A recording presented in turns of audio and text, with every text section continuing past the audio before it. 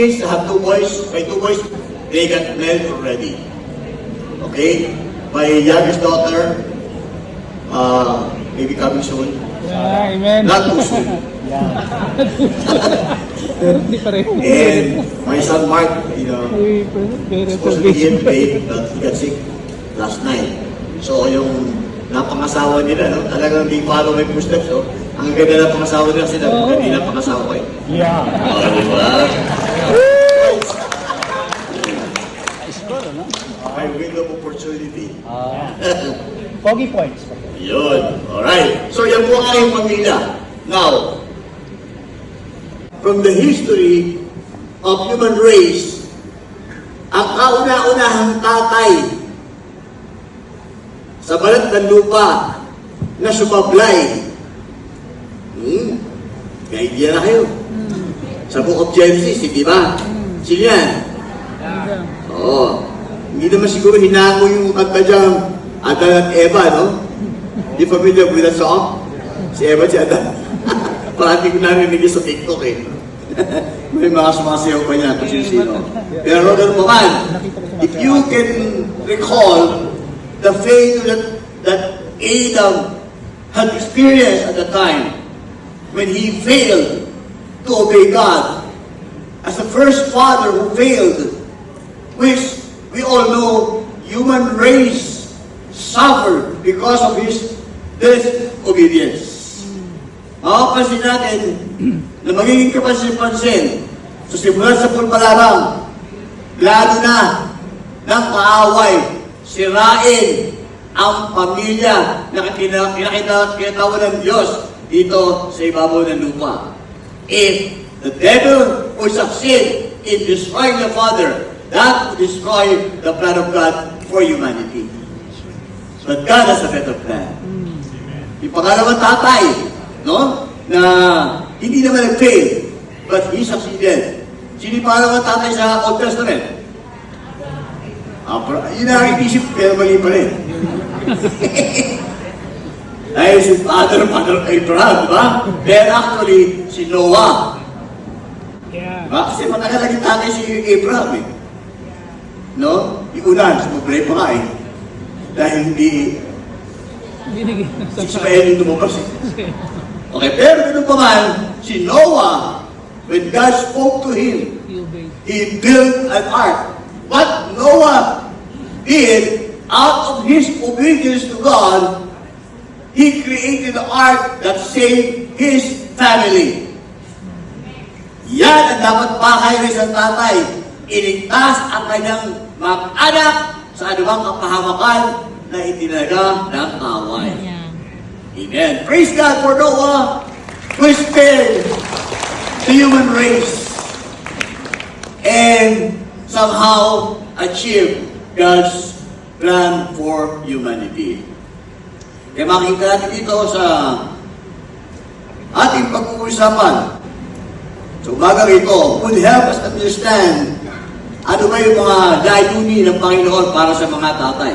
More than just celebrating the Father's Day, but understand God's bigger picture for humanity as far as the fathers are concerned. My eldest son, who happened to join, may picture dyan ng me and my dad camp where they have attended it. Yan. May apo, yung anak ko na masikita na yan, yung aking first grandson, no, they have attended the me and my dad camp. Dito po sa Victory, meron tayo kanyang programa na po saan ang tatay at ang anak, they would have a chance to bond together. Did you know na, kaya merong me and my dad camp dahil it's innate for kids to bond with their mother. Yes. Dahil parati nilang kasama eh. Pero itong program na to is an opportunity for the dad to be with their kids alone. Maybe for the first time, sila lang ang nandun sa camp na yun. Ano gagawin ng tatay? Papainumin ng vitamins, papainumin ng gamot, dadalhin sa banyo, papalikuan, pagluluto, pagkakain. Eh, hindi ginagawa kadalasan ng tatay. Kadalasan ginagawa ng nanay. And you know what? My son was so happy when he did that kasi bata pa yung apo ko eh. 7, 6 years old. 6 years old. But marami siya, long way to go. And I did that also to them when they were younger.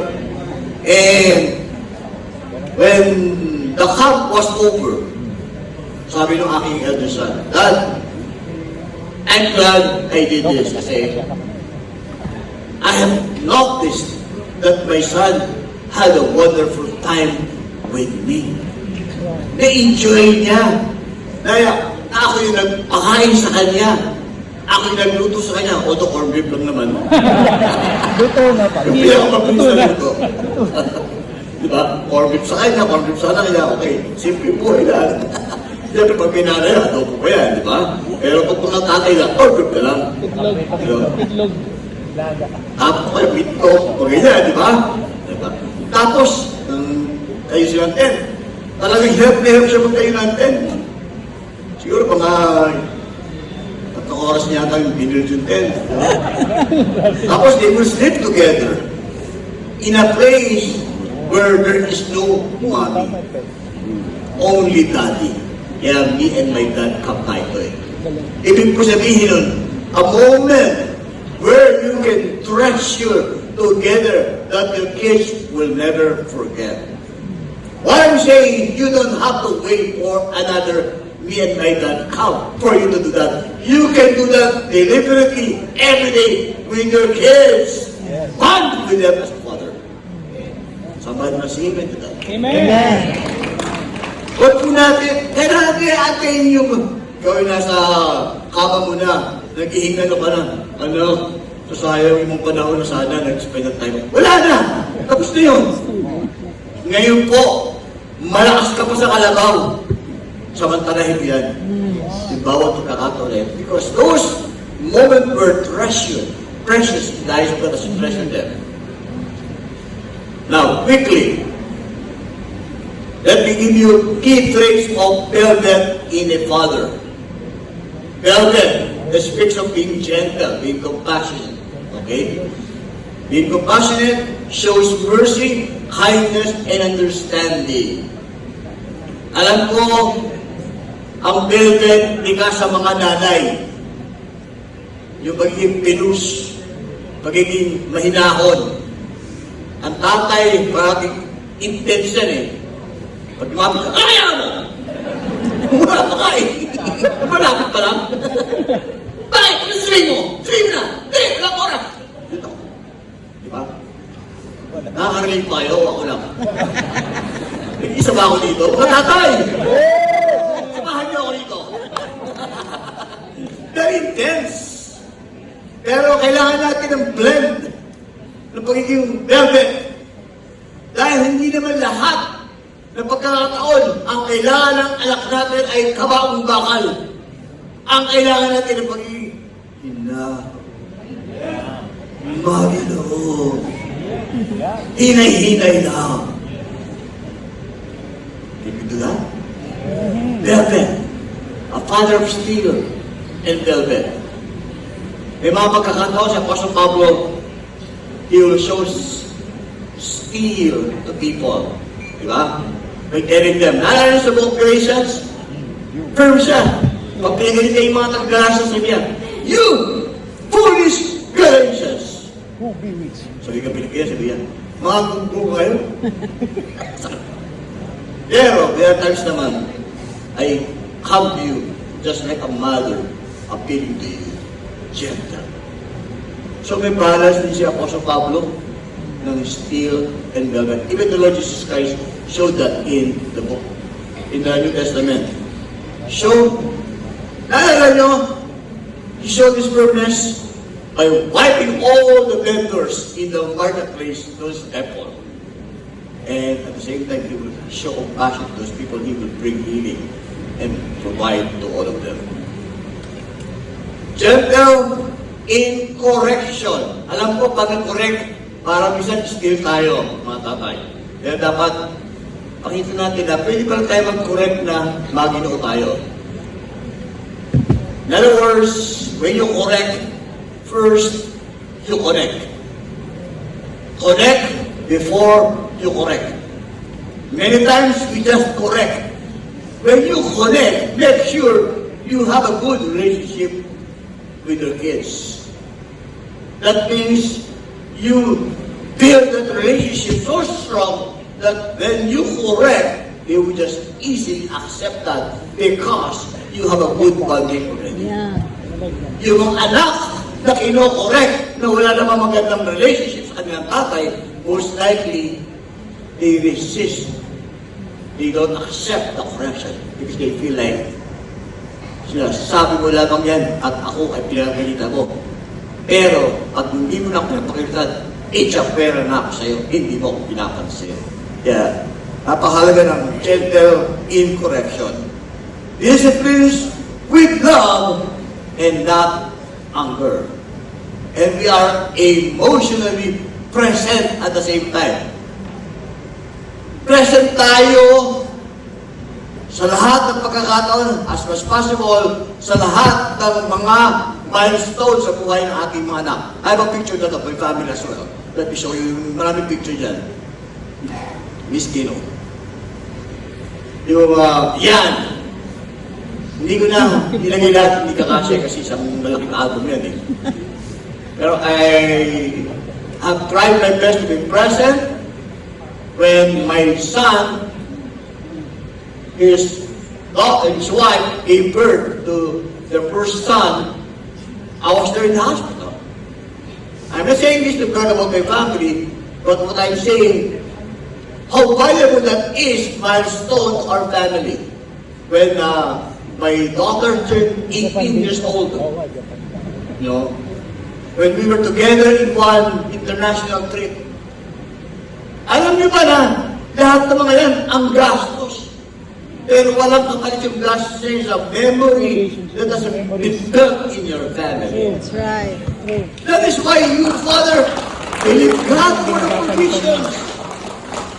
Lord, kung ginawa mo, kinatawa sa aking pamilya. Lord, wala ba tayong supply dyan? Yeah. Wala bang provisions? Yes. Because I want to represent you to my family that in such a way you will be honored by my family as a legacy I'm going to leave behind. Now, the next generation will perpetuate what I have started into their life, that in such a way, next generation will continue to honor you because I have represented you well while I'm still alive to my family. Lord, provide. You believe God for the provisions. I'm not rich, but yet God provided. Somehow, I was privileged to spend time. When you spend time with your family, there are times you have to spend also so much money to create great memories. Hindi naman lahat ng memories kailangan magastos. Yung mga simple bagay lang, kaya nandun ka sa recognition ng anak ko, graduation, nandun ka, emotionally present ka, physically present ka. Those are the milestones that they will always remember. That they will continue again to their family. That is why my firstborn son loved to be with his son because he experienced that from me. Leadership by example. Listens and engages with his family's heart. Nandun ka when they are down, not only in their success, but when they are in trouble, most likely, kailangan nila ng presence mo kapag sila ay down. Kapag sila ay problema. Lord truly encourages, affirms, and uplifts his children. Si James yan.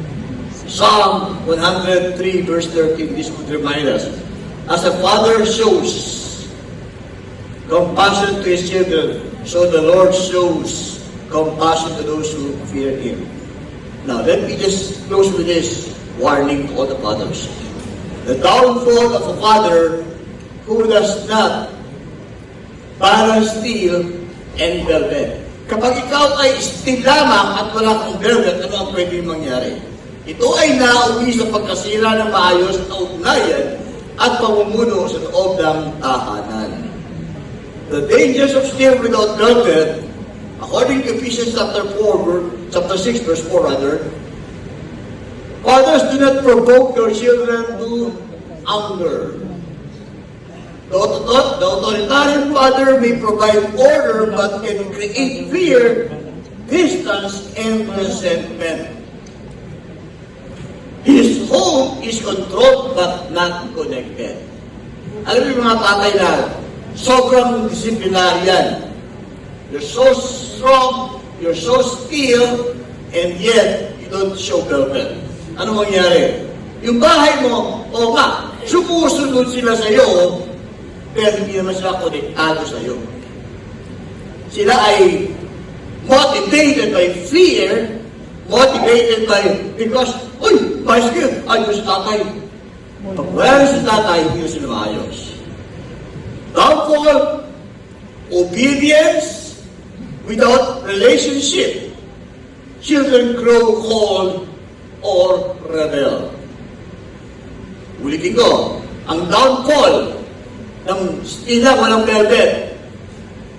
Obedience without relationship.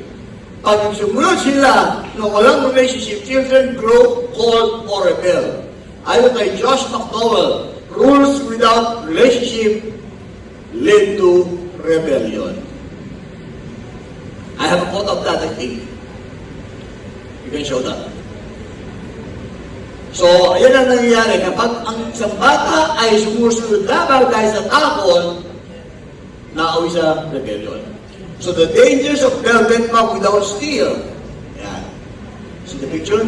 Sama na mukha ng bata dahil utos na utos yung nanay niya, pero wala naman silang relationship. Ano naman yung dangers of velvet without steel?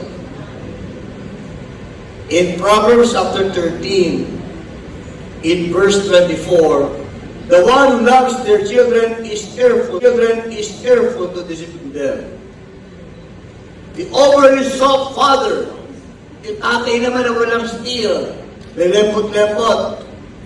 The overly soft father avoids discipline and discomfort. He is kind but inconsistent. Feeling mo, mabait ang tatay mo. Mabait ka ng tatay dahil lahat ng gusto ng anak mo, sinusunod mo.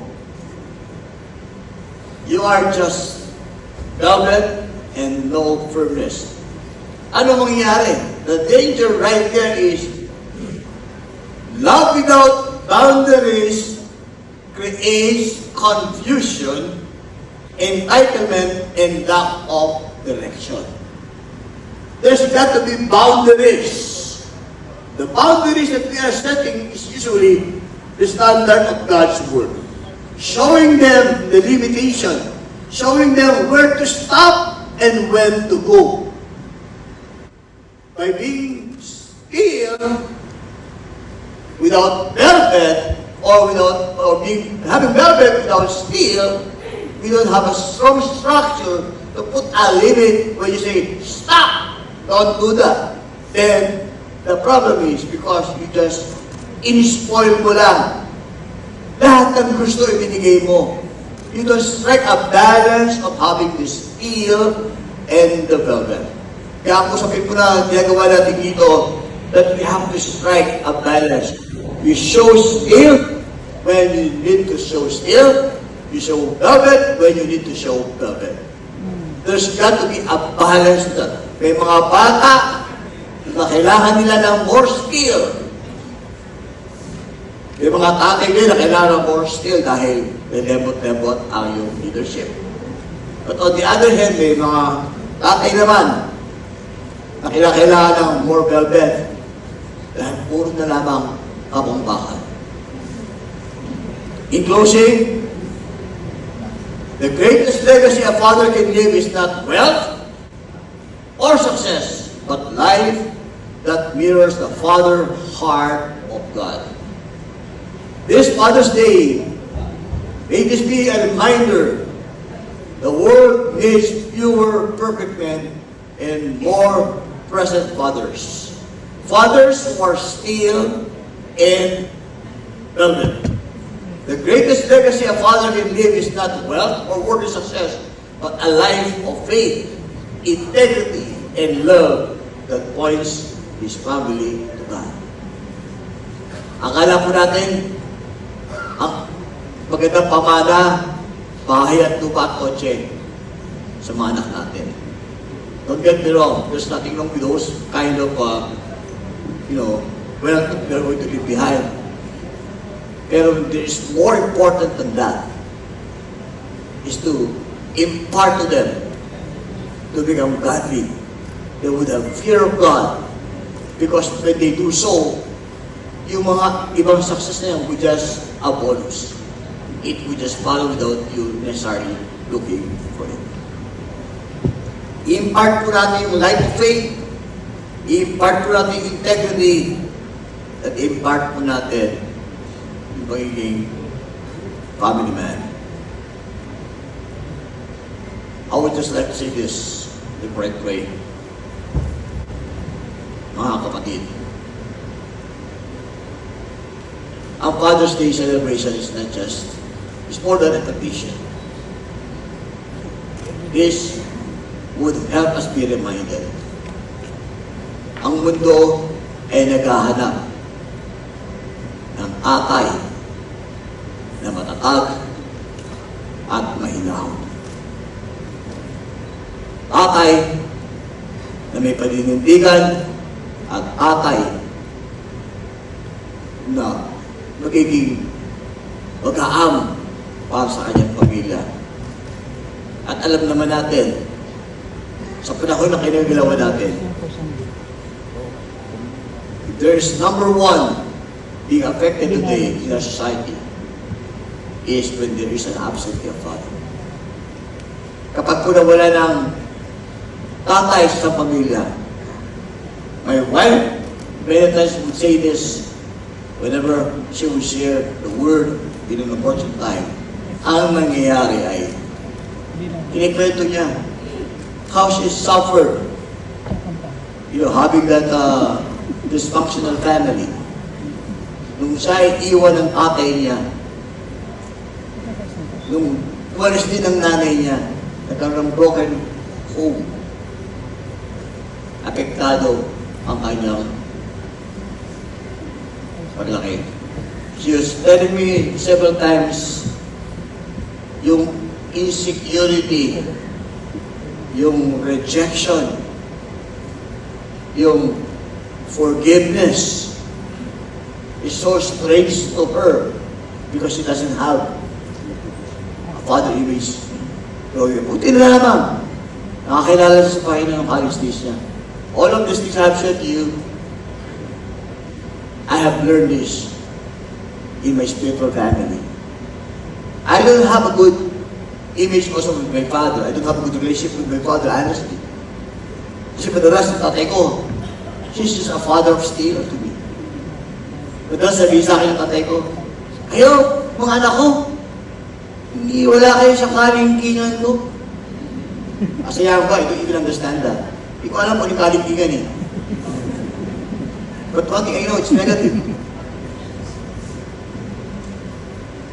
He belittled us.